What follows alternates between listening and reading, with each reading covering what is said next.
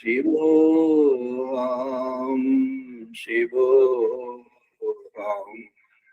Chidanandarupa, Shivoham, Shivoham, Chidanandarupa, Shivoham, Shivoham. Om Namo Buddhi Ahankara Chityani Nahum Nacha Shrotra Jive Nacha Bhrano Netre Nacha Bhoma Bhumi Natejo Navayu Chidanandorupam Shivoham Shivoham Chidanandorupam Shivoham Shivoham Chidanandorupam Shivoham, Shivoham, Nacha prana sanga navai panchavayu, navai sapta dhatu, navai panchakosha, navak panipadam, Navastapayu Chidanandarupa Shivoham Shivoham Chidanandarupa Shivoham Shivoham Nami Vishuraga Nami Lomoha Madhanaiva Menaiva Matsariyava Nadharmo Nachartho Nakamo Namoksha Chidanandarupa Shivoham Shivoham Chidanandarupa Shivoham Shivoham Chidanandarupa Shivoham Shivoham Na punyang na papang na sukhang na dukhang na mantra na tirtha na veda na yogya Aham bhojanam naiva bhojang na bhokta Chidanandarupa Shivoham Shivoham Chidanandarupa Shivoham Shivoham Chidanandarupa Shivoham Shivoham Namitu Nasanka Nami Jati Vida Pita Noiva Me Noiva Mata Najanma Nabandha পবিত্রং গুরুনৈব শিষ্যা চিদানন্দরূপা শিবোহং শিবোহং চিদানন্দরূপা শিবোহং শিবোহং চিদানন্দরূপা শিবোহং শিবোহং অহং নির্বিকল্প নিরাকার রূপং বিদুতি তচ্চ সর্বত্র সর্বইন্দ্রিয়াণাং notch সঙ্গতং নৈব মুক্তি নামেয় চিদানন্দরূপ শিবোহং শিবোহং চিদানন্দরূপ শিবোহং শিবোহং চিদানন্দরূপ শিবোহং শিবোহং.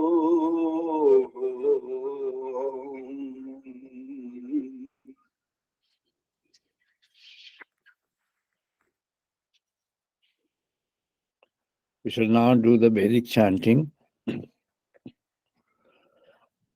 Om Bhagme Manosi Pratishtita Manoho Me Vachi Pratishtita.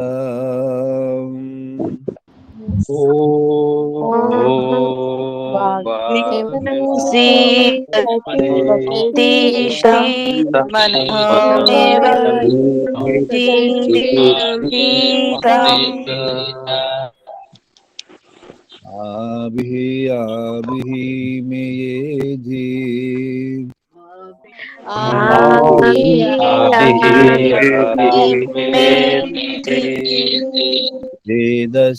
Vedasyamani Staha Shrutang Mima Prahasiha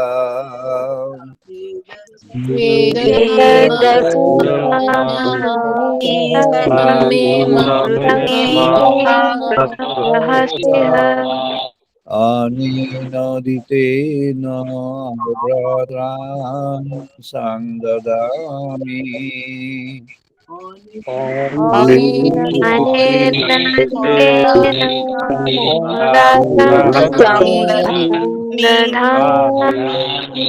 Vidang Bodhiswami Satyang Bodhiswami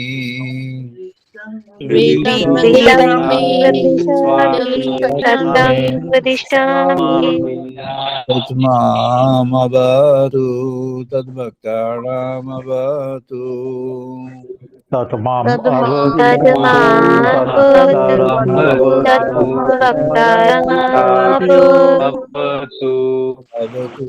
Mam Avadu Bhaktaram Avadu Bhaktaram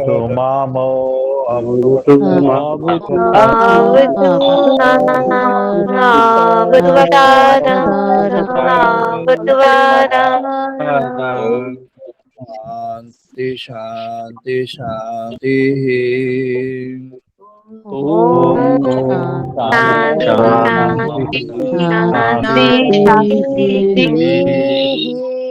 Om Apayantu Mama Angani Bhakrana Chokshuru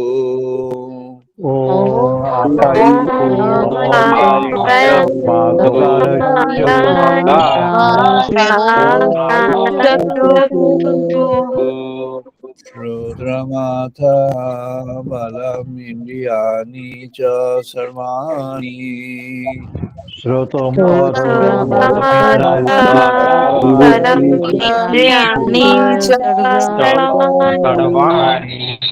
सर्व्यं ब्रह्म उपनिषदाम्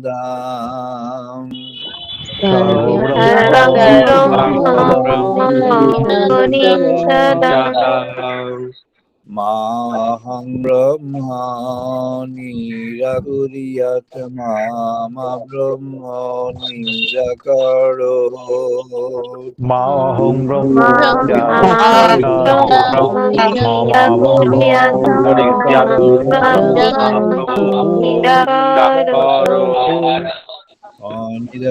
अनिराकरणमस्तु अनिराकरणं मे अस्तु निराकरणमस्तु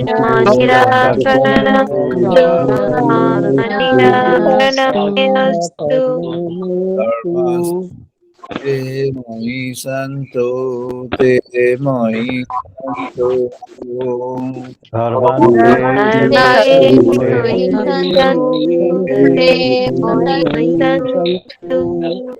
ॐ शान्ति शान्ति शान्ति ॐ शान्ति शान्ति शान्तिः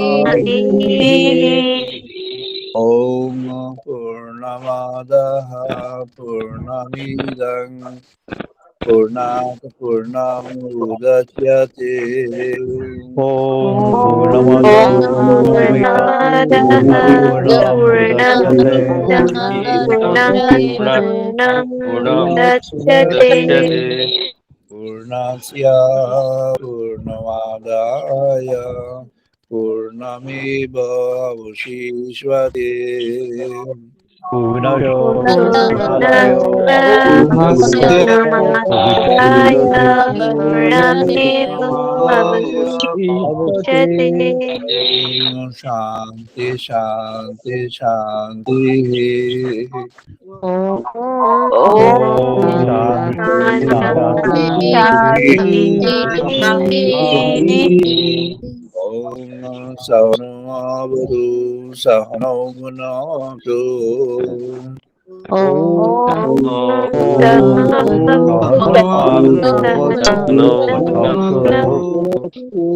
वीर्यं करवावहै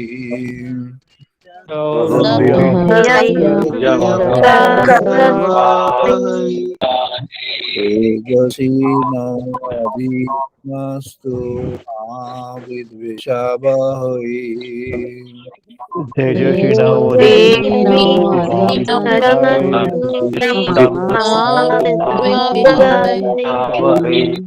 ॐ शान्ति शान्ति शान्तिः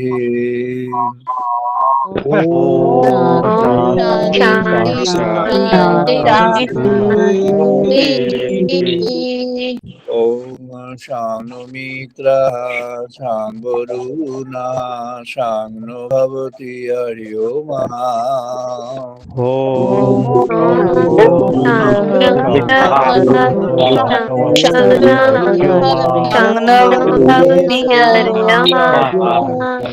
शान्विग्रह बृहस्पतिः शान्नो विष्णुरुक्रमः शान्तो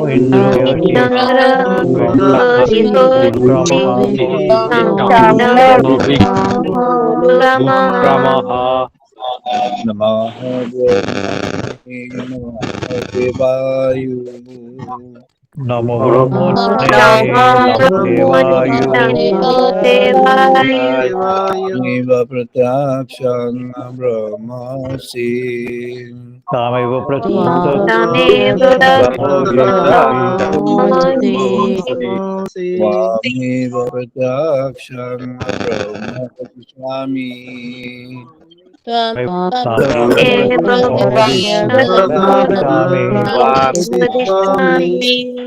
सत्यं वदिष्यामि सत्यं वदिष्यामि धीरं वदिष्यामि सत्यं वदिष्यामि Mamavatu Tadvakaramavatu Tasmam avatu tatkaramavatu Tadvakaramavatu Avatu Mamavatu Bhakaram Avatu Avamavatu tatkaramavataram Shanti Shanti Shanti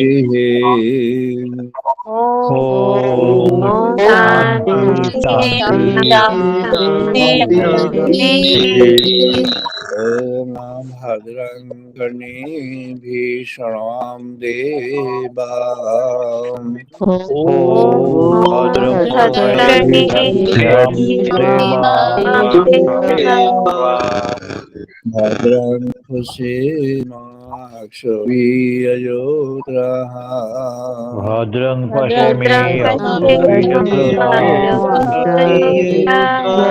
Pashimakshayajatraya Sthirayangvai Stuvam Shatanuvi Thirange Sutanuvi Vashimanamitang Yatayu Om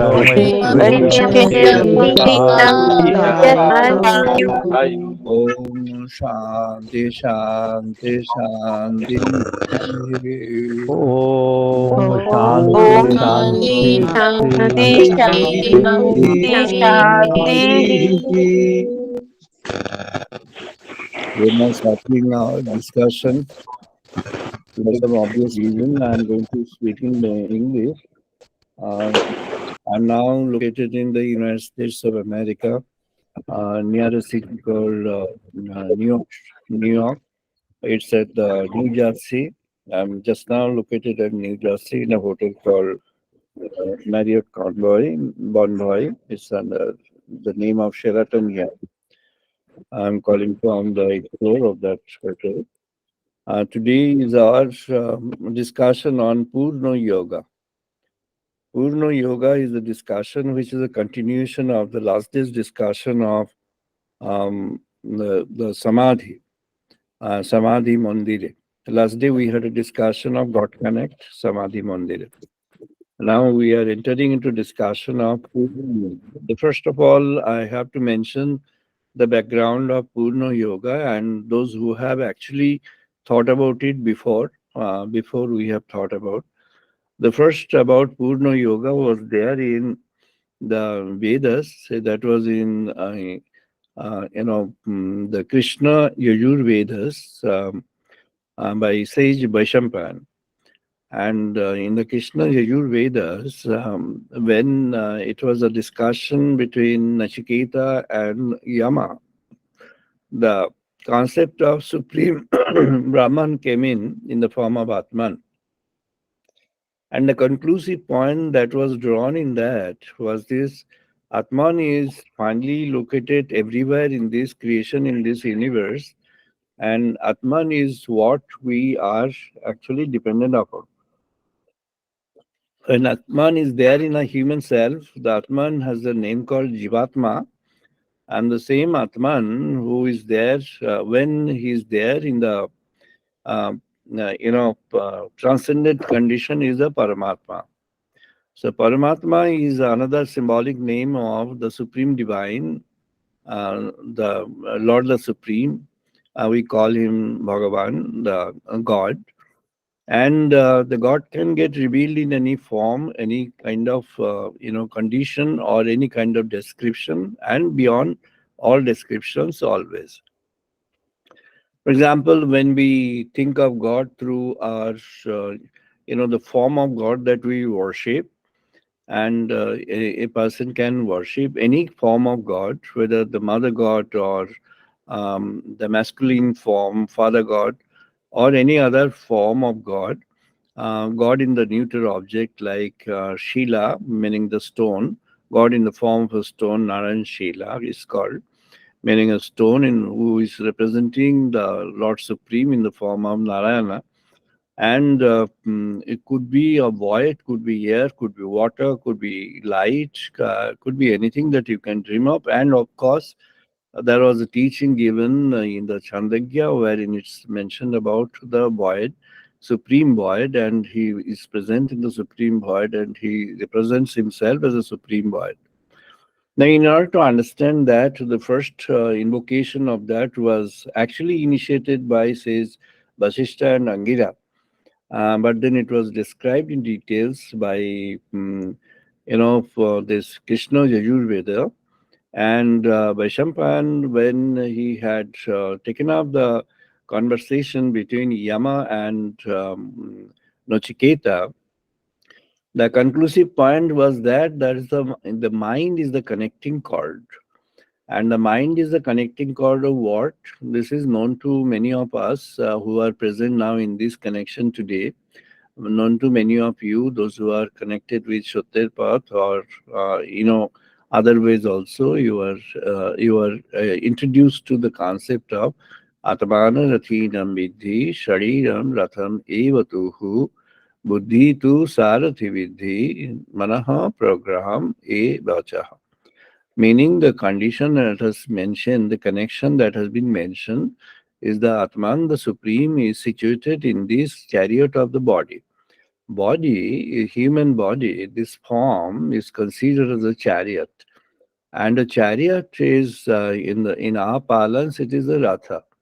And the chariot was there in the Kurukshetra, in the war of the Mahabharata, where Lord himself was present in the chariot, not a symbolic, but it was an absolute truth. It was a truth in action. It was a rita.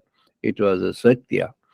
And that was a war of righteousness, to establish righteousness in the war of Kurukshetra, where one side was representing the very, very powerful, magnanimous kings, Dhritarashtra, and his son was given the charge of the state, meaning the temporary head of state or the derived head of state, Duryodhana, and his entire army, which was actually full of the great warriors, and there were warriors who were actually considered undefeatable, like Bhishma, Drona, Karna, Ashwatthama, and others. There were many others, but these were the pivotal. These were the main, and therefore that was undaunted, very powerful, extremely powerful, and they were endowed with millions of the supporting soldiers on their side, and they were actually protecting the kingdom of untruth, the kingdom of unrighteousness. But this kingdom of untruth and kingdom of unrighteousness had to be smashed, demolished, and cracked through to establish the laws of truth and laws of righteousness. Lord Krishna's objective of being on earth was primarily two things. It was described by Bhagavatam, and that was very beautifully coined in one of the stories which Mahaprabhu Sri Chaitanya had entered into. The stories about Mahaprabhu Sri Chaitanya. I just read out a part of it. There, Gadadhar was one of his disciples, and the name of Gadadhar finally became Gaur Gadadhar. He was Gadadhar, but then finally he was given endowed with the name of Gaur Gadadhar, meaning he became Gauranga's own person. And how was it? Gadadhar was a very powerful intellect, a very close friend of Gauranga, Sri Chaitanya later on. And they both of them were there in the school. They were learning and then teaching. Thereafter teaching Vedanta. Thereafter teaching the basic principles of our scriptures. Gadadhar's intellect was very powerful. Now, what happened is One day, Gadadhar was there, plucking flowers in his garden, and then, some people had appeared, and in one of them, he found he was, full of joy. Then he had asked, "What happened?" And then he said that I'm very happy today because, Gaur has come back. He has come back from Goa. He went to Goa, and from there he has now returned. Now, okay, so what is that? But he's saying that he has come back, but then he's actually not in actually senses. He's a different man. What is this difference? Then he said that he was previously full of arguments, and both of you had a lot of arguments and duets, and many cases where there your arguments were so powerful that he, taken your argument and then given his argument afterwards. And then he said, "Oh, yes, he has come back. So it's a matter of joy." They all laughed, Gaur. And then what to do? Then he said that he has called a meeting in the house of Brahmachari. This Garadhar was not invited in the discussion. When Siman Pandit came, the Siman Pandit came with the joy, and he narrated that we are all invited, but you are not invited. You are not invited in Shuklamba's house. Shuklamba's house the next day, Brahmachari house, Brahmachari has invited Gaur, and Gaur has invited some of his close persons. He said, okay, but then I want to go. Then Simanat said that you can't go because you are not invited. He said, so what? I like Gaur, I love Gaur, so I'll go. Even though I am not invited, I'll go. Then Siman said that yes, you can. Shuklambar will not object because it is his house, but don't figure out. Don't come in the front. Then Gadadhar said, okay, I'll not come out. I'll be, I'll try to hide myself over there. And so he went there. The discussion was about to start. Gaur came. He was there in the middle of many people who were actually connected with Shuklambar Brahmachari. He was a known person there. And then what happened is when Gaur came, he was in the middle of many people, and all of a sudden he cracked into cries. He started, loudly crying, saying that here was he, you know, he was asking, where is my Krishna gone? He was asking those people who were present, then where is my Krishna gone? Sri Krishna, he was here. Where is my Lord Sri Krishna? He was here just now. Where has he disappeared? Where has he hidden himself? And why has he hidden from me? I'm unable to see him. He was cracked in cries. And then everybody was, absorbed in some kind of thing and had observed that he was having a real pain within. And it was, real kind of revelation of the emotions. After some time, he became, you know, out of consciousness. And all people had to wait. And after a while, when Gaur came back to senses, it was heard that from a distance some cries are coming. Gaur could hear that cries. It was similar to the cries that he had, so he could understand the meaning of these cries. So he wanted to, find out what is this cries for. So he went inside the, house of Shuklamba's Brahmachari. It was there in the courtyard happening. And then he suddenly rushed to the house inside, and he found that a person was, hiding there. And the person was, thoroughly cracked in cries. And to his utter surprise, he found that it is Gadadhar. He took Gadadhar by his hand, took him out, and now both of them were in deep cries. After a while, when it settled down, Gaur had asked Gadadhar by mentioning this, Gadadhar, you are my childhood friend, you are my closest friend, you knew who am I, you have an understanding of Lord Krishna because I know that you have been arguing about Lord Krishna from the childhood. And I was arguing against that and mentioning about the Advaita, the supreme formless condition of God. And I was mentioning that God doesn't have any form, any color, any kind of identity. God can't appear in, before the eyes. He can't be there in the world because the world is His creation. So how can He be lesser than His own creation? He can't be. So the creation is very vast. And if he takes a life that is a very small life, it will be a small, contained form of a human being, then how can he be so?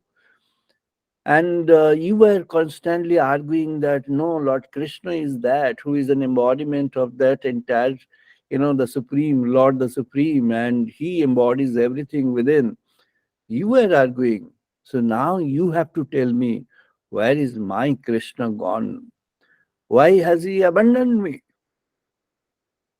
Now this Gadadhar had said, Gaur, I can see you within yourself.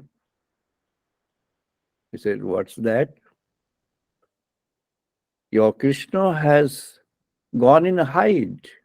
He has taken a hidden shelter in his own abode. He is now there.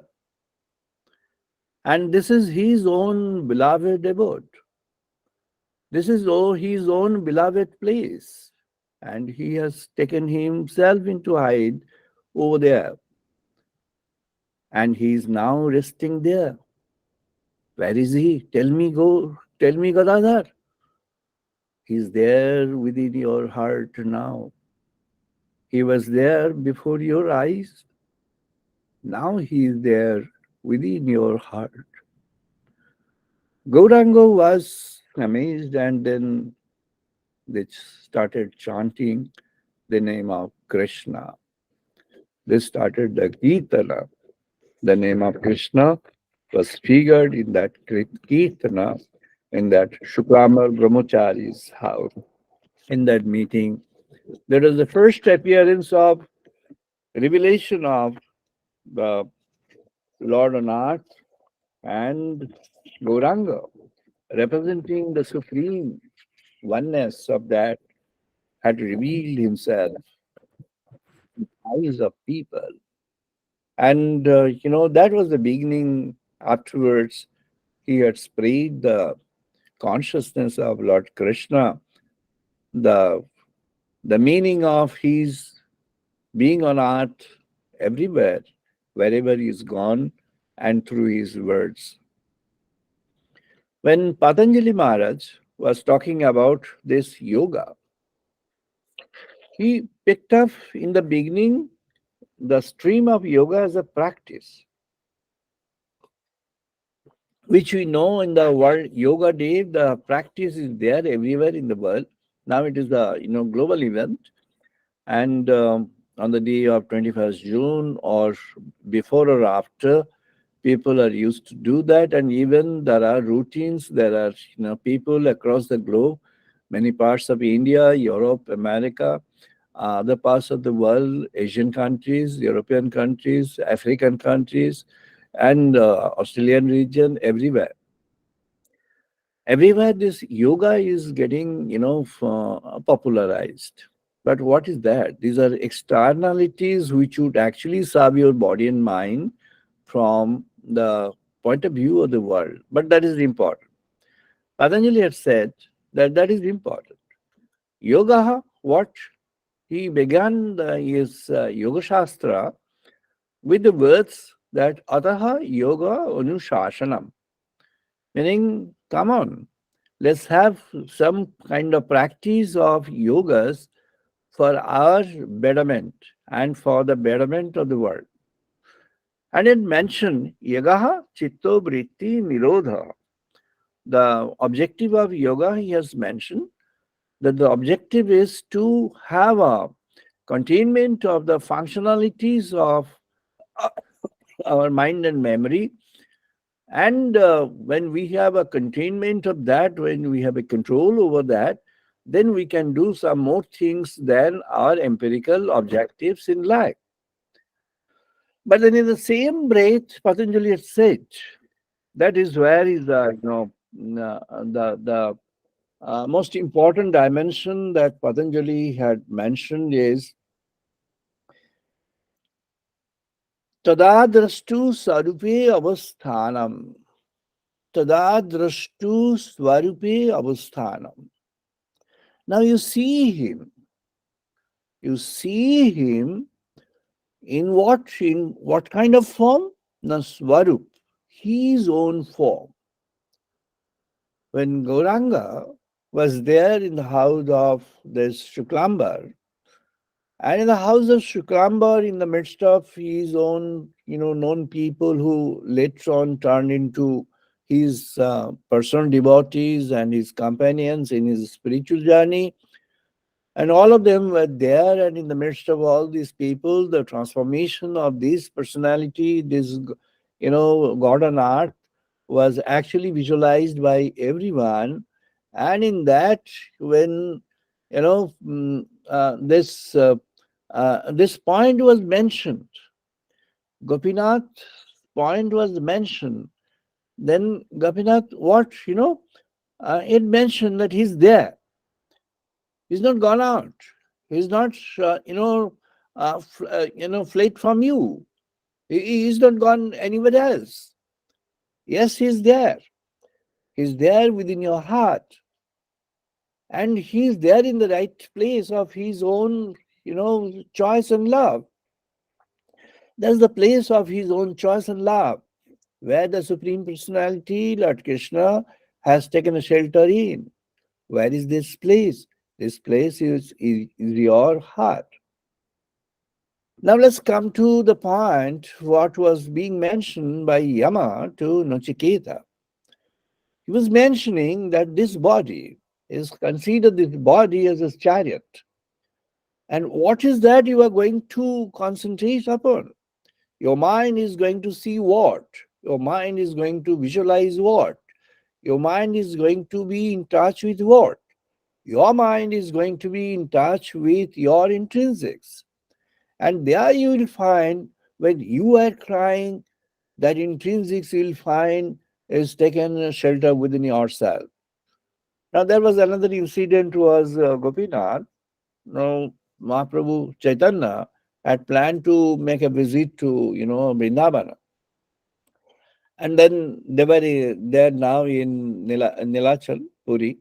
And then he wanted to go to Vrindavana, and so he decided. Govinda had said, I want to accompany you. But prior to that, there is an incident that there is a Kshetra Sannyas, meaning a kind of ascesis which is for the place, meaning you have a devoted place. Now, devoted place is what? And in that, you have got a task. You've got an assigned task. God has assigned you with a task. Now, task is what? This is your responsibility. You do this. Gopinath was given a responsibility of Lord Krishna's one form where he is being worshipped over there. One particular form, and you have to worship that, you have to maintain that, and you have to, project that. You have to explain that to people, and you have to, mention on the glory of that condition of the Lord. And in that condition, which is, early life of Gopal, and this early life of the son of, Yashoda, and this very early life, there are a lot of, plays Leela, which were there, and you have to project that. So it is your role. And he took a vow that yes, I'm going to take it up. So he had accepted this as Kshetra Sannyas. These are, kind of ascesis, which is a devoted work which you have to do or you are destined to do. Now, the devoted work is assigned to Gopinath, Kirchora, the Gopinath. Now, Gaurango wants to go to Vrindavana. He is attracted. He says, I'll accompany you. Gauranga says, no, you can't. He says, no, you have to accompany, you have to allow me to go. And he says, no, I can't allow you because you have taken a vow that you have, taken the charge of this action, this activity, the service to God. You can't leave this place. He said, no, I can't leave you. So I have to accompany you. Whether you give permission or not, I'm going to be there. But I'm seeking your permission. Please give me permission. He says, no, you can't. Vasudha Sarvabhauma was also there, was witnessing the incident. And Gopinath was there, who was denied the company of Mahaprabhu, Sri Chaitanya. And then Gopinath was in a pensive mood, came back to his place assigned by God. He was in a very sorrow mind, but he was doing his duty. He started doing his duty. Gaurango wanted to proceed, but then all of a sudden he found that he should not go. He can't go. There was a resistance from within. And the resistance from within made him sorrow. That he wanted to visit Vrindavana. The cry of Vrindavana, the entire context of Vrindavana, the entire condition of Vrindavana had revealed in his consciousness now. He was there in that form of Vrindavana at that point of time, wanted to go, but he could not. Lord could not move. He could not move. He had to take a stop. He had to change his plan. He had to come back. And he had to be, contained with his own set of activities.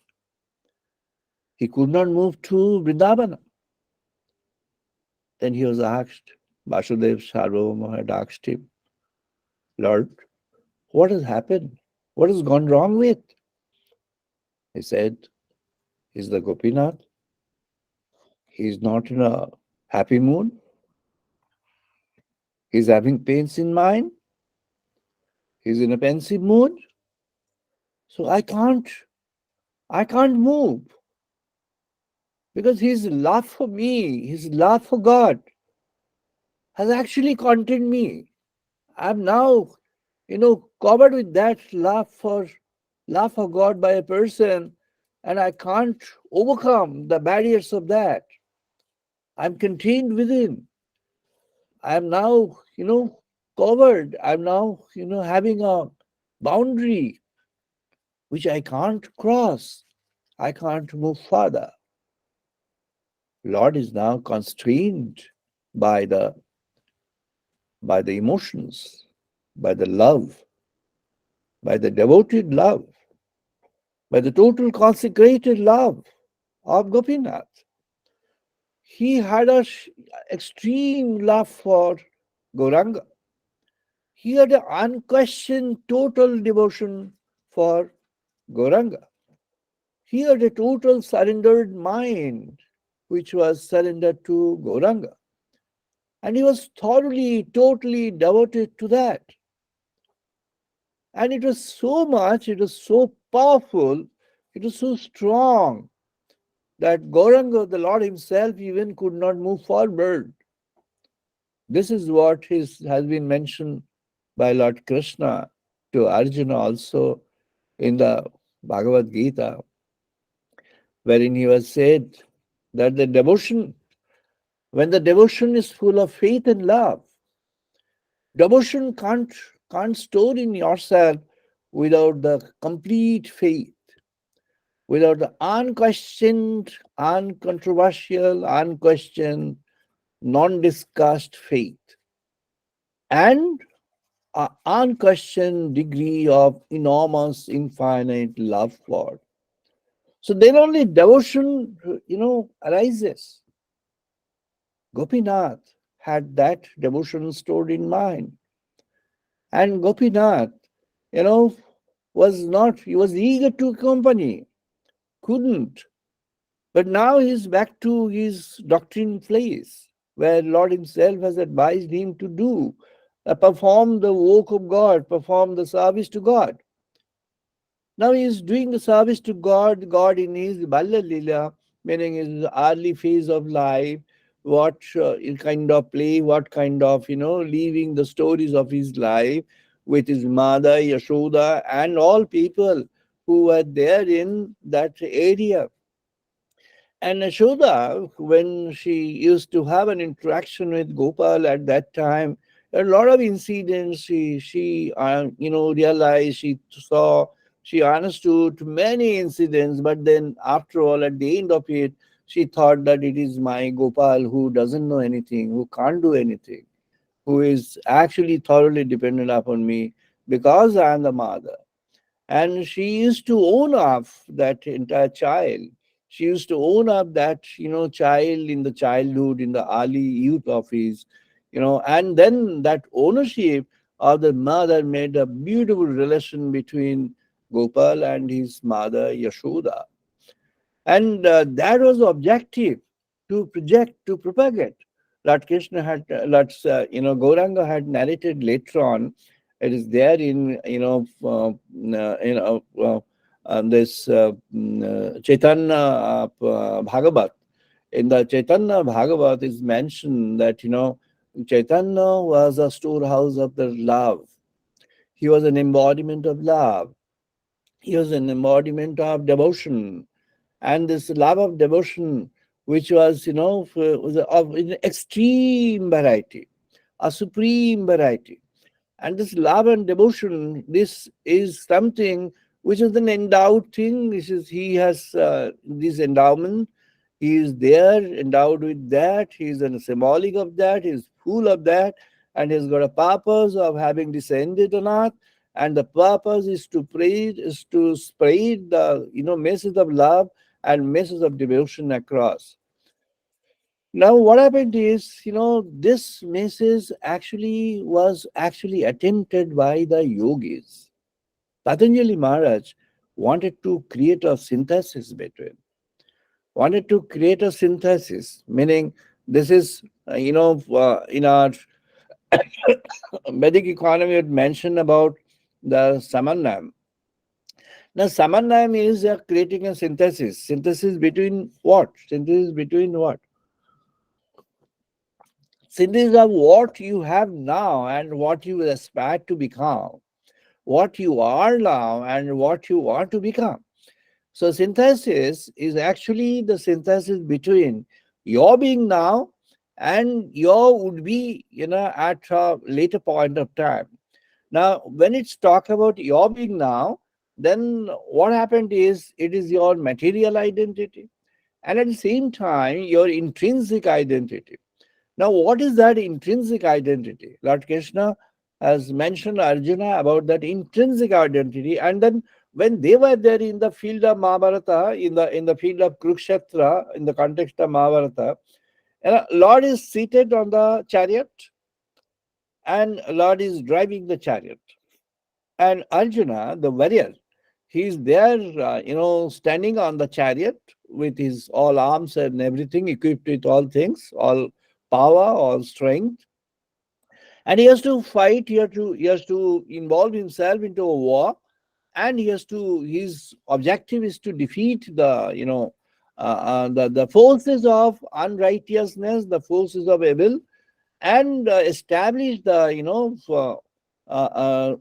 rule of truth, establish the rule of the divine, establish the rule of the Lord, rule of divinity, the righteous principles in this world.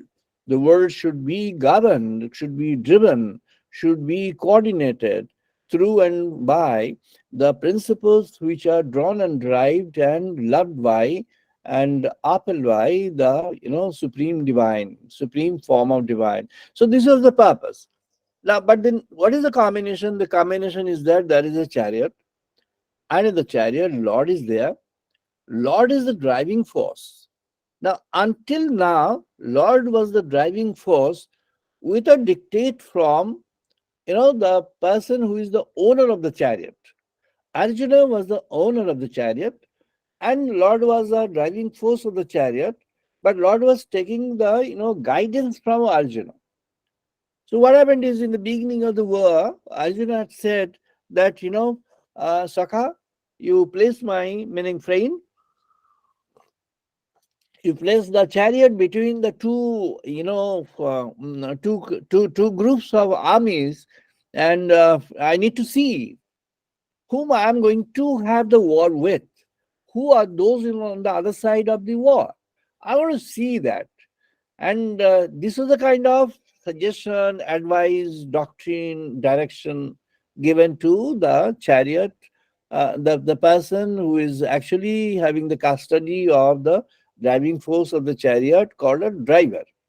So Lord Krishna, as a driver, he had to, take the dictate from Arjuna, and he, had placed the chariot over there. Now, this is the point when it was at the dictum of Arjuna. Now, what is the, the culminating point in that phase? The culminating point in that phase, the result in that phase was Arjuna's chariot was placed between two armies.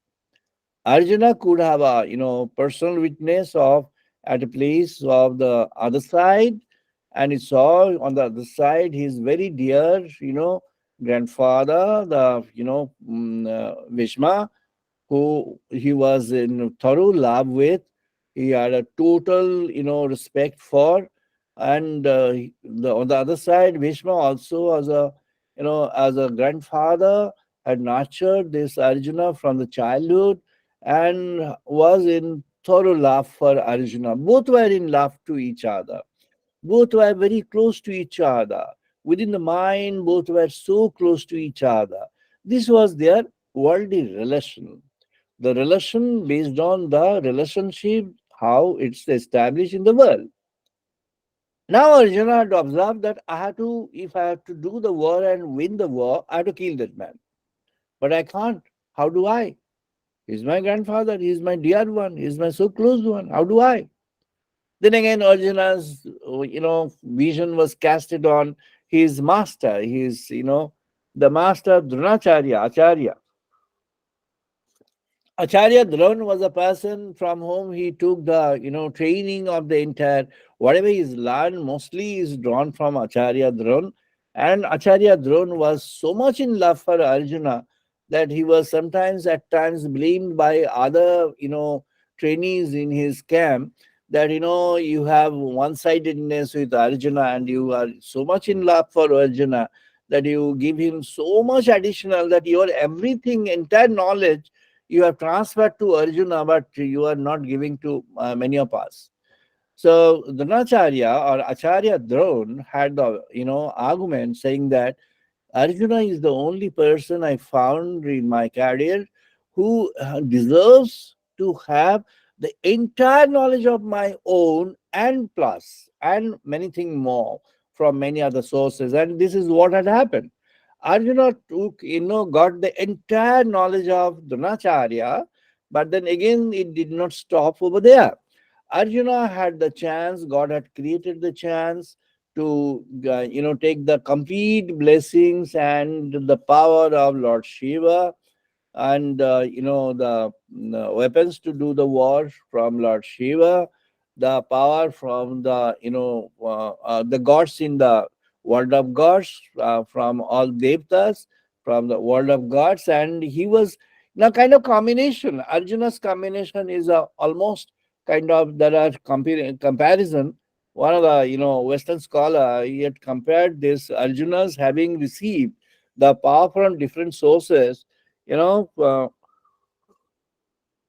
different sources have, Arjuna's this power which Arjuna could receive from, and it was compared with, Chandi, Durga, where Durga could gate the, weapons, power, strength, energy from different forms of God. Durga, in order to defeat Mahishasura or the, demons, demon king and the demons, in order to defeat them, in order to crash them to, and to sublimity, and then she was endowed with all the power. Durga is a, combination of all Shakti, all energy, all power. And it has been compared that in the context of the Mahabharata, Arjuna is the Durga Shakti. Arjuna represents that Durga Shakti. What is the Durga Shakti? Durga Shakti is a combination of divine power. And Arjuna had that, blessings from all different, forms of God and all entities in the, world of divinity. Arjuna had the blessings from everyone, and he had the endowment from everyone, and he got his weapons, his power, his energy from everyone, and therefore he was so, unmatched in his power and his strength. He could alone destroy all others, without doing the war of Mahabharata. He could do that. He had that absolute power. He had that power equipped with the divine weapons of all different kinds, which are non which could not be resisted by anybody in on the other side. He could have, and he had proved that when, after this, 12 years plus, living in the forest, when they were there in the Virat Raja, the king of Virat, and that was, attacked by Duryodhana, assuming that Arjuna could be there, and they came forward. Actually, they had the right information from the, their war information informers had given the right information that they were there, but it was so late, because on the last day of this, occasion, on the last day of the period, he could, he could come with his own team of soldiers and attack this Virat Rajya. But then Arjuna was in a different form, was, giving training on art and culture, and his, own form was also, a little bit different, transformed. And then that was the last day also for him also to get back to his own form, and it was almost close to sunset. So, at the time of twilight, which is no longer the day nor the, night started. So that was the end of the day, but the night is not yet started. That is the point when Arjuna had the opportunity of, showing his own power, and the entire team of Duryodhana, who had come for this aggression, and they wanted to capture Arjuna from over there, and they were all, brought down to out of senses, and with one weapon across, Arjuna could, bring down everybody to out of senses. Now that was an occasion. Arjuna could tell Virat Raja, or the king of Virat, and his son that, go and arrest all of them or chop off their heads. He could do easily. Or Arjuna himself could apply another weapon to cut their heads. He could do. And if he had done on that day, there couldn't be any kind of, force, any kind of strength on the side of the demons and the, evils and evils. But then that was not the destiny. Destiny was that he needed to be in the company of Lord Himself, Krishna, and there has to be a Bhagavad Gita giving a complete lesson, and then the war has to be fought. And Arjuna did never use this, weapons gifted to him by the divines, by the forms of God, but he had always stuck to his own ways of doing war, whatever he has learned in his own life of learning. And so, therefore, that was the chance when Lord himself was there on the chariot. But in the first instance, it was Arjuna's driving or giving order to Lord. So he obeyed that. He obeyed that. and the chariot was placed in between, and that had created problems in the mind of Arjuna.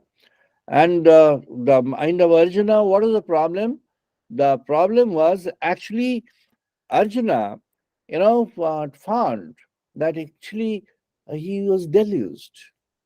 He was out of senses. He saw that on the other side, the people who are there, they are his close people. How can he kill them? He can't kill them. Now, if he has to kill them, then he is causing, harm to his own sense of material sense of the, purity and truth. So he is going to harm that. So that was there in his mind. So what is the cause and effect? The cause was Arjuna had applied his own intent, his own, intellect, his own ways of thinking, his own ways of, doing, his own wishes, his own approaches to life. And the result was he was deluged. He couldn't even hold back his Gandiva. And the Gandiva is the, first weapon which he had used. And that is the weapon which is the most powerful among all weapons. And without that, Arjuna can't do war. But even that Gandiva could not be held by him, it had fallen from his hand. So now Arjuna is a powerless person. Now see the context. The context is on the other side, all enemies are there. Bhishma, Drona, etc. All the enemies, several lakhs of army. Duryodhana himself is there. On this side, the Pandavas are there and their allies, they're very small in number. And in the middle, there is a chariot. And now chariot is almost in front of, Bhishma, the head of their army, the, opposition army. And the most important enemy is Arjuna. And you see, now the forces of devil, the forces of demons, they are there with all their total wholesome power. And here is their, object of, such an object of, driving down or killing. Now there is a chariot there where the chariot driver doesn't have any weapon, Lord Krishna, and he has promised that I'm not going to have the weapons for war. I'm not, he has given an oath or word. And then the person who in the other side is actually looking for Arjuna, he is there, without any arms. So what could have been the logical, consequence here? The logical consequence would have been Duryodhana himself could come down and could pick up Arjuna by his hand and chop off his head, cut his head. And so that would have, finished the war. The unrighteous people, the evils could have won the war. But what had happened? This was the context. This was the reality. But the next form of reality had a beginning with this reality. And you see, the entire, forces of the other side, they were spellbound. Nobody could move.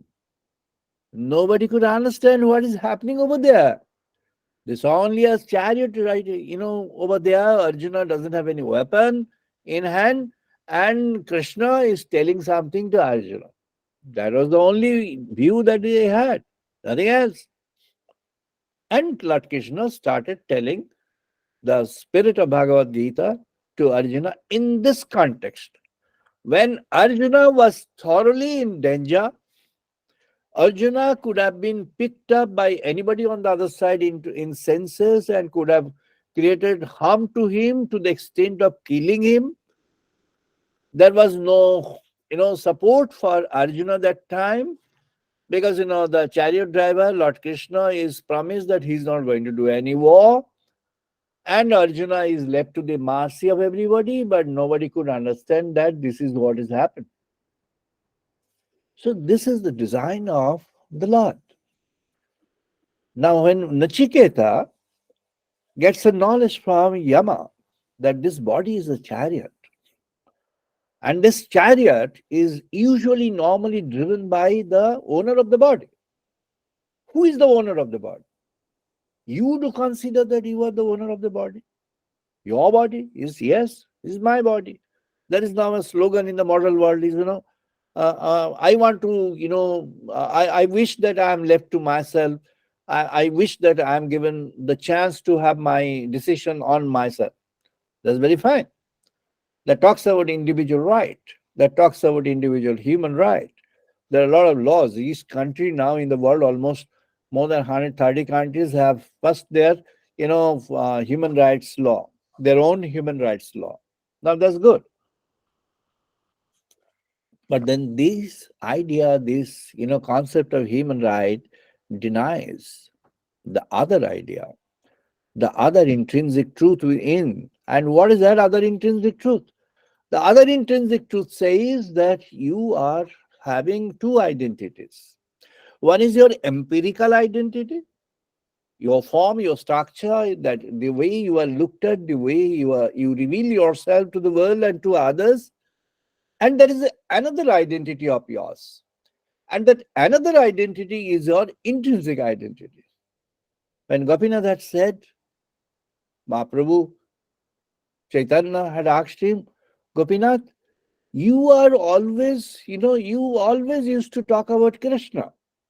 So you should be knowing where is Krishna. So Gopinath, you tell me where is my Krishna gone?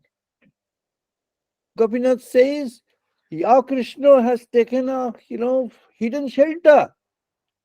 And your Krishna, he has taken the hidden shelter within yourself.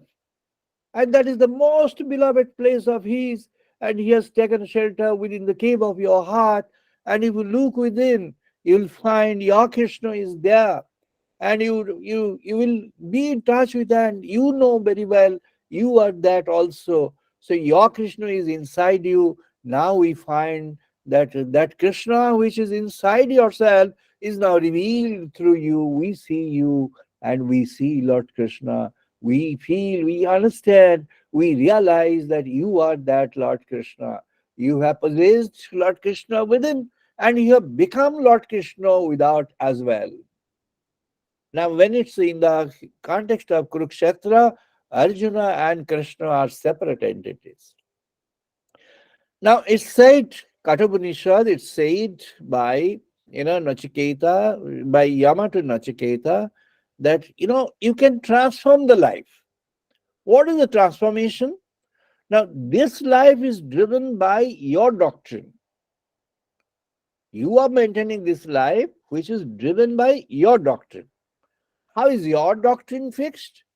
Your doctrine fixed is based on your choice, your tastes, your preferences, your wishes, the idea about satisfaction, your idea about good and bad, your idea about your way of life, your idea about your life, your idea about the life in the world.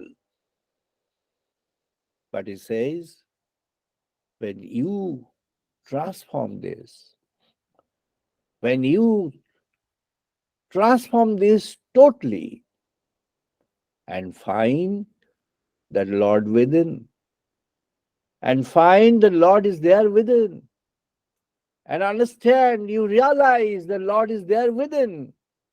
And when you realize, when you understand the Lord is there within, what do? Is what you take the cues, direction for life from that Lord within. Now your intrinsic self is guiding the extrinsic. This is what is the point where Patanjali is coming. He is saying, Tadadrashtu Swarupe Avasthanam. There are a lot of people who have misinterpreted Patanjali. Actually, the entire stream of a religion is derived from Patanjali's three principles. Only three principles. And they are ruling in the world, driving even in the United States, in the entire Western world.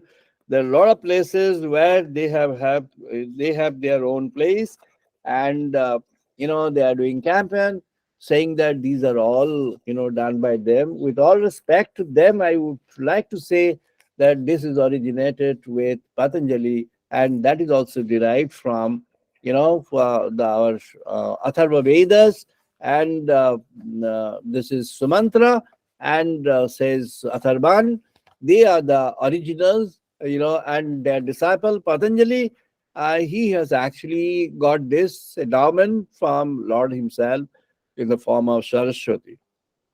Patanjali is saying, Maitri Karuna Mudita Upekshanang Sukha Dukha Punya Apunyaha Maitri Karuna Mudita Upekshanang Sukha Dukha Karuna Sukha Dukha Punyang Apunyang. This is the fundamental principle of Buddhism. Based on this, the entire Buddhism is constructed. The Majjhima Nikaya is based on this. The fundamentals of Buddhist philosophy. But again, of course, as usual, there's never, meaning as usual with most people, is not mentioned. That is Patanjali Maharaj who had visualized this. What is that? Patanjali wanted to have an understanding through yoga anushasana, and you have to reach unto the samadhi. And when you reach to samadhi, then you have a all chitta vritti nirodha. Yagaha chitta vritti nirodha. Now, your chitta vritti, meaning the mind, the conditions of mind which are impacted and influenced by things external, extrinsics, the mind is exteriorized. And the exteriorization is so much so that the mind is constrained by the driving forces outside. And the desire, the greed, the anger, the gluttony, the envy, the covetousness, the kind of emotions that we have put it across the human self, all these are structural contributions of this world around. So mind is actually fed by things and elements from the world around. Now this mind needs to be consolidated. What is that consolidation? When chitta vritti is nirodha, meaning when the functionalities of your mind in the form of your memory and storing down things which are drawn from outside, then you try to resist that, you try to block that. And what do? You do, in as cases, a kind of meditation wherein you get in touch with yourself. And what is that yourself? That yourself is your true identity, is the Swarupa. Swarupa is what? Ishvara Pranidhanat Va. Meaning you try to pranidhan, you try to have a concentration, you try to have a relation, you try to have a transaction with God within. And when you have the transaction with God within, you have the God revealed within yourself. Now, when Lord Krishna was there in the, he took a hide and he was there in the heart of, Gauranga. And when Gadadhar had mentioned that, he was asked, where is my Krishna gone? You tell Gadadhar, because you were always talking about Krishna. So you should be telling. You tell me, where is my Krishna gone? And he said, your Krishna is there, stored, he has taken shelter in your heart. And why? Because he is helpless. Why is he helpless? Because the Lord is helpless now. He can't move because, of the sheer and extreme kind of love that you have for him. He can't leave you. He has to be there within your heart because you have got an extreme variety of love for him. You don't have any love for yourself. You don't have any love for anything else. You don't have any attraction for anything else. You don't have any attraction for yourself. You have the extreme concentrated love for God, and that's why even Gauranga couldn't move. Gadadhar was in a pensive mood. The devotee, the bhakta, he was in a pensive mood. He was hard mentally. He was eager to go. He was eager to accompany his most beloved personality, Lord, Sri Chaitanya. His most beloved personality. He wanted to accompany him, but he was obstructed because of certain valid reasons. Because he has taken a vow that, I'll be here for offering my service to the Lord who who's, at the early form of Lord, and his Leela, his plays at that form, I want to spread across to the world. And that's my, role. I'm destined for that. I'm destined for that. The Balo Leela, the, early lifehood, the life plays, our Lord Krishna, Yashoda is there. There are a lot of people are there. A lot of activities were there. A lot of incidents were there. I need to spread that. I have to. So I take a vow of Kshetra Sannyas. A kind of ascesis where I am devoted to something very specific. This was again given by Shankaracharya to all four of his devotees. Now, Padmapad was very much keen to have a knowledge, the wisdom. And Shankaracharya had said, Padmapad, you want that wisdom? Do you understand what is wisdom? Padmapad had said that yes, I understand wisdom because I have seen you. You are an embodied personality of wisdom. The entire wisdom is within yourself. No element of knowledge is outside you. Every element of knowledge is within yourself. You are there. I think, I believe that you are that wisdom personified. So yes, Padmapad, you think that I am wisdom personified. So where do I stay? You stay everywhere. Oh, do you think that I am there in the place where Lord Jagannath is also there? He's a God, is God in a form. Do you think that I'm there? Do you think that that place, Shri Kshetra, that a place which is actually a place full of divinity? I'm there. Yes, you are there. Padmapad, you do your ascesis there. You do your swadhana, your meditation there. The wisdom is located, is inbuilt there in every dust, every element of dust. And later on he had said, even in the places where the Krishna movement and Lord Krishna's, divine play were there, his touches were there. Each place he said that the dust is a symbolic of the entire. You pick up one element of dust, and that one single element of dust contains what?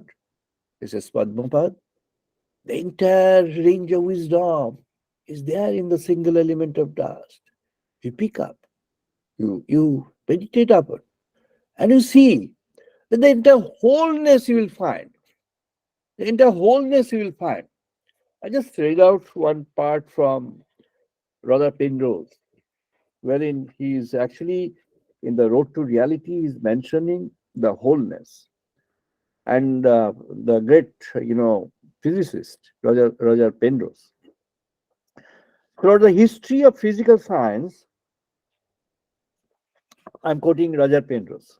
Throughout the history of physical science, progress has been made through finding the correct balance between, on one hand, the strictures, temptations, and revelations of mathematical theory, and on the other, precise observations of the actions of the physical world, usually through carefully controlled experiment.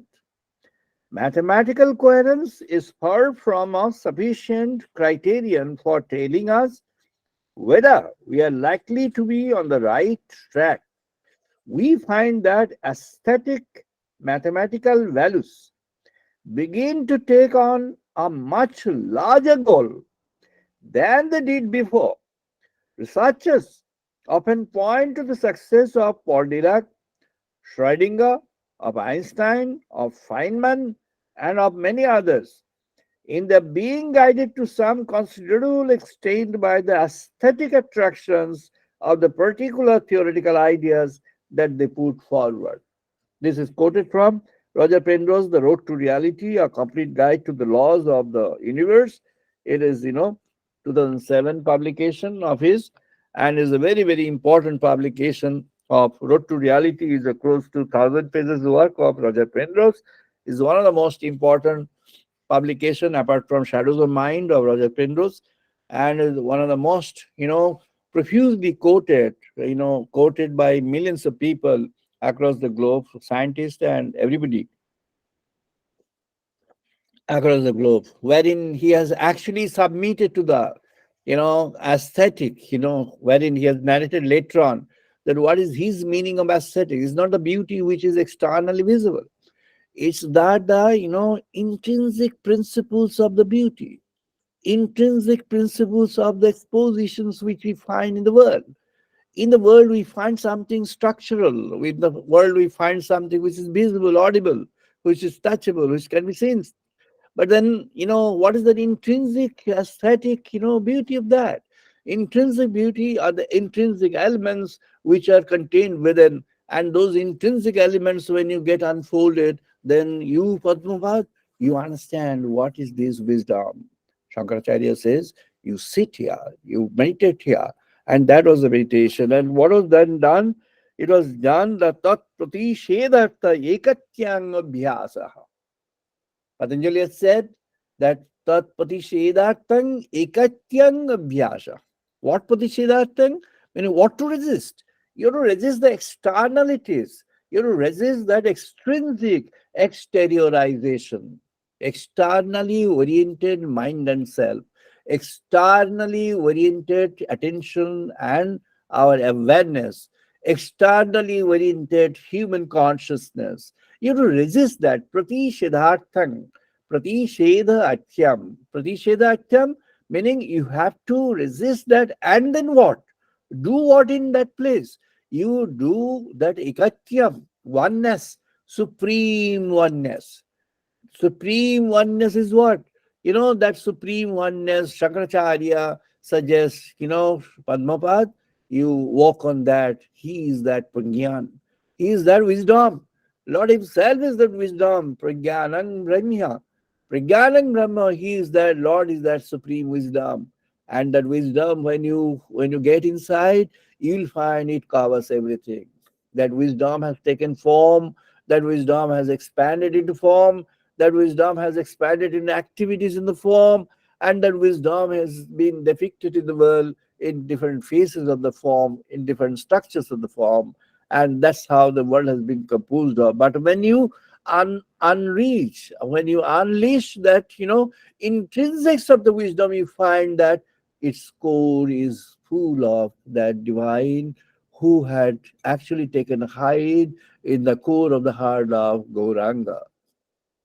That supreme Lord, he takes a hide within. Where is my Krishna gun?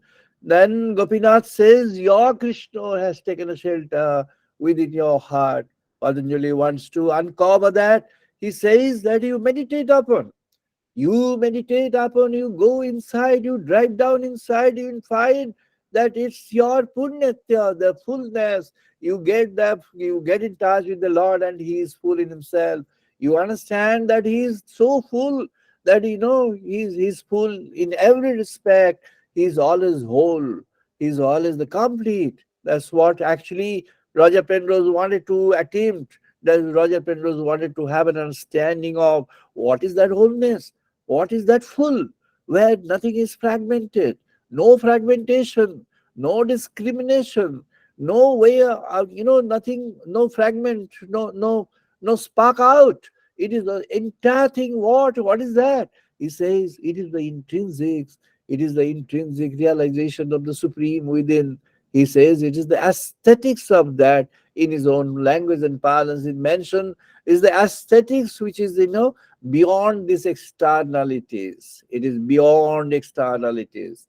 Externalities is what we are used to, accustomed to, but it's said that it is beyond externalities, and you are to proceed to that beyond externalities. And that's what has been mentioned. Maitri Karuna Mudita Vekshanang Dukha Sukha Punyang Apunyang Vidata. Now you do Maitri is friendliness to everybody. Karuna is in compassion. Compassion is picked up from here by Buddha. Compassion. Mudita is taking delight in others, is again picked up by Mahayana, Hinayana and Mahayana, these two streams. And Upeksha is, being indifferent. We know this, the stream of meditation of withdrawal, Pratyahara Yoga. Pratyahara Yoga is what is the stream of meditation which talks about the withdrawal. And that withdrawal is what? Withdraw from your attachments. And when you withdraw from your attachment, what do you do? You withdraw from your attachments of the world, you withdraw from your greed, you withdraw from your selfishness, you withdraw from your hatred, you withdraw from your power of discrimination, you withdraw from your jealousy, you withdraw from any kind of backbiting, you withdraw from your envy, you withdraw from your, egocentrism, you withdraw from your selfishness, you withdraw from your empirical identity, and you now search out what? You get inside. You get inside and you interiorize. Sri Aurobindo has emphasized very strongly upon this interiorization. We are having this exteriorization in this world, as a world of this modernity and post-modernity. We need to be what? We need to do what? We need to be into these externals as we are thriving in this world, but at the same time, we need to be absorbed within the world of within where the Lord resides. Gopinath had mentioned to Goranga that he is gone, he's taken a shelter within yourself, and he is getting revealed to you. Why? Because you have cultivated and generated and developed a love for him, unquestioned love, undaunted love, absolute love, non-fragmented love. And then only you understand the wholeness. Where is that wholeness? Lord himself is the wholeness. What is then Purna Yoga? You are now totally connected to God. You are now totally connected. Not only that you are connected, you are now totally covered by God. Now God has taken shelter in you. Not only that, God has taken over you. Now Lord Krishna is there in the chariot. He gives Arjuna the message, the lesson. He gives Arjuna the lesson of Atman in the Sankhya. He gives Arjuna the message of karma, the doctrine of work. He gives the Arjuna the message of Raj Yoga and different principles of yoga. And he gives Arjuna the message of other streams. Before that, he reveals his complete identity, Vishwarupa, this cosmic form of the Lord. And then he calls upon Arjuna to have a consecration upon Yat Karoshi, Yatasnoshi, Yat Juhoshi, Dadashi, Yat Karuswashi, O Arjuna, Tat Kurusha Mat Arpanam. Arjuna, whatever you are doing, any kind of work that you are doing, any thoughts, you are cultivating in this world, and you do that, and you give unto me first, and you involve me in that, and you'll find that I am there with you always and in every phase, everywhere. I am with you in every context. And you do what? You cultivate the devotion and love for me. Manmana bhavo madbhakto madhyaji mang namaskuru mame vasyachi satyante pratijane priyo me. You have a love for me. You cultivate your devotion for me. And when you cultivate the devotion, you find that I get appeared. I am there in your life. Then the God is not an external. God is not in a far away. God is not a distant object. Now the God, the Lord himself is your intrinsic identity. So you are now identified with Lord. You are now one with Lord. You are now Aham Brahmasmi. You are now equated to, you are now revealed. Lord is getting revealed through you, Aham Brahmasmi.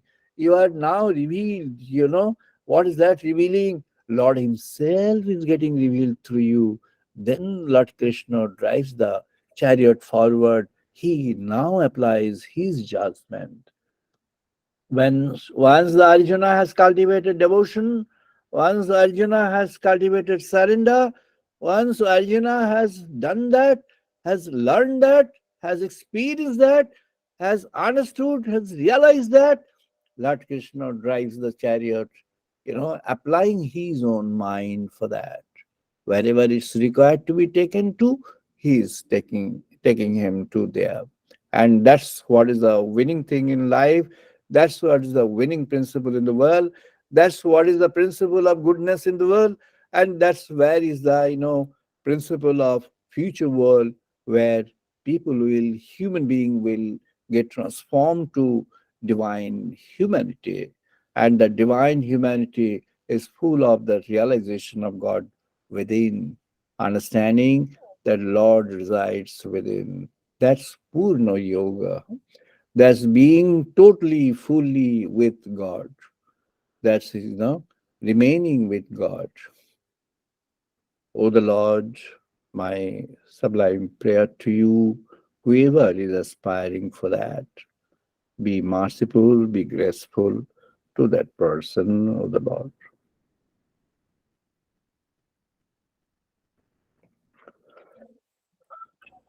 We shall now do the chanting once again.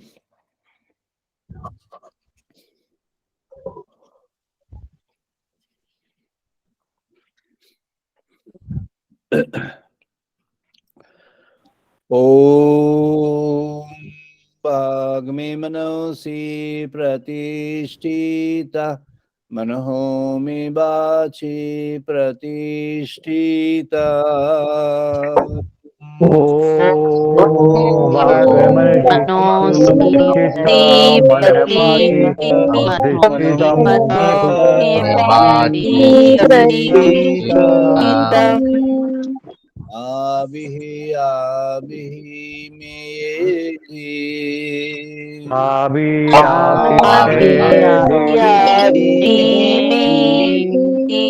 वेदस्यामानिस्तः श्रुतं मे मा प्रहसिहा वेदस्य मे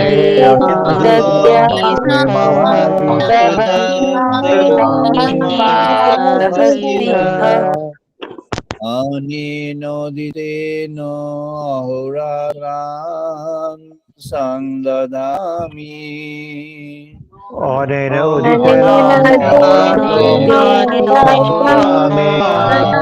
संददामि रीतं वदिष्यामि सत्यं वदिष्यामि रीतं वदिष्यामि सत्यं वदिष्यामि सत्यं सत्यं वदिष्यामि वदिष्यामि तत्मामवतु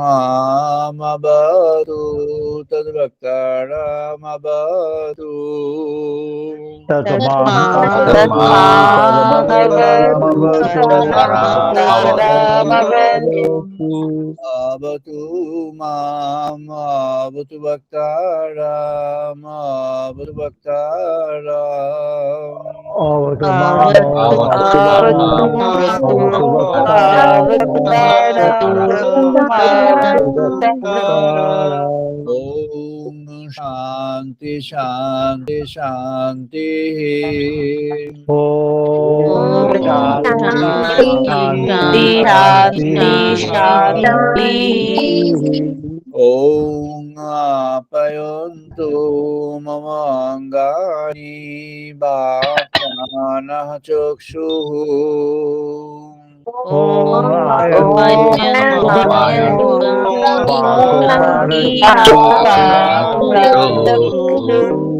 श्रोत्रमाथः बलम् इन्द्रियाणि च कर्माणि श्रुतमथो बलमिन्द्रियाणि कर्माणि इन्द्रियाणि सर्वं ब्रह्मोपनिषदाम् सर्वं ब्रह्मोपनिषदाम् अहं ब्रह्म निराकुर्यात् मा ब्रह्म निराकरोत्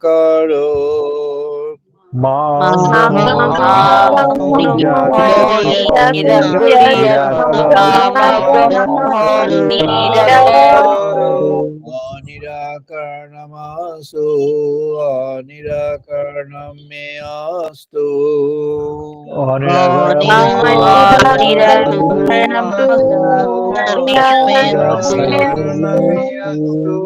Namaste Moi Santu De Moi Santu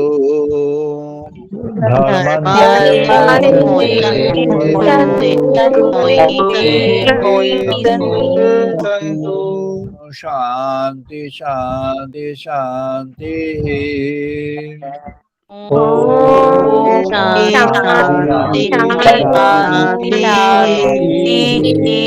Om Purnamadaha Purnamidang Purnat Purnamudachyate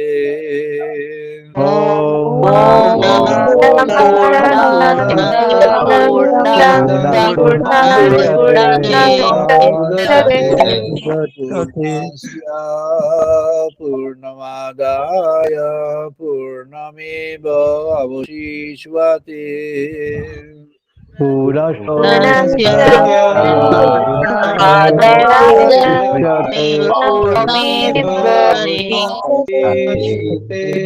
Om Shanti Shanti Shanti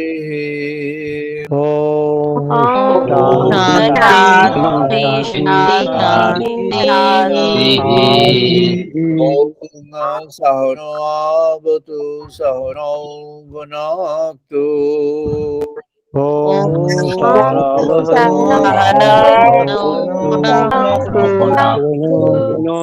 Saviriyam Karvavahoy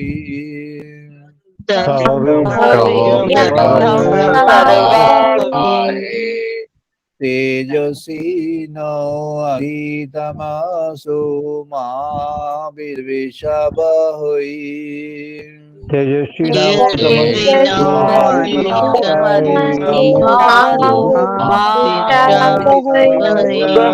Om Shanti Shanti Shanti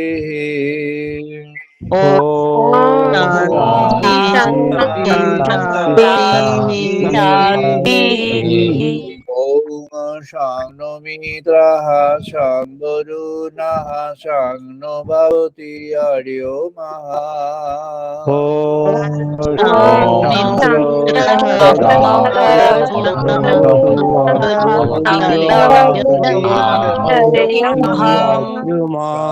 Mitraha Brihaspati Shangno Vishnu Urukramaha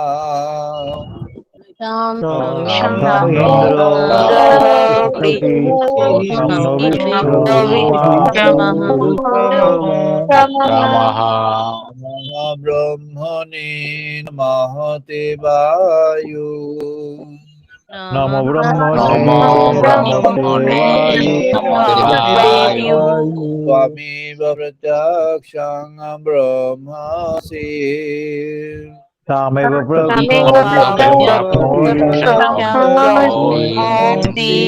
Swami Vavratakshang Brahma Vadishvami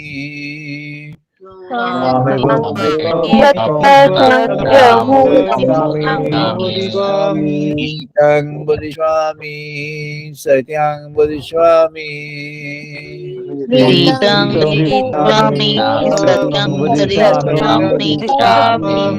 Tatmam Avatu Tadbhaktaram Avatu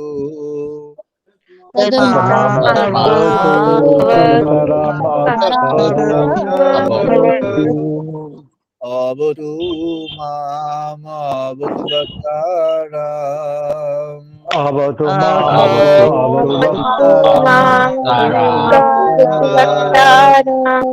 Om Shanti Shanti Shanti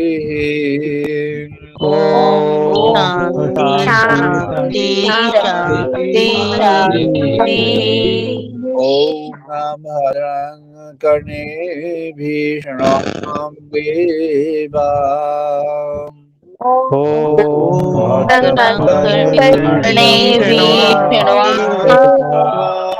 Bhadrang Vashema Akshaviyayotraha Bhadram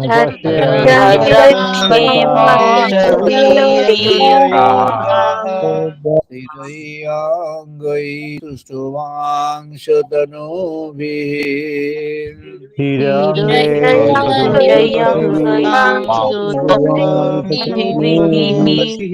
Devahidangayatayu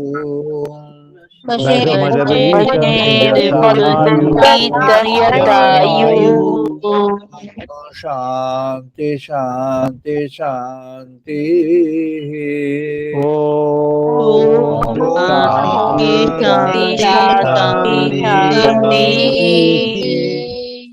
Shall now do meditation for 2 minutes. 2 minutes meditation for everyone. 2 minutes meditation.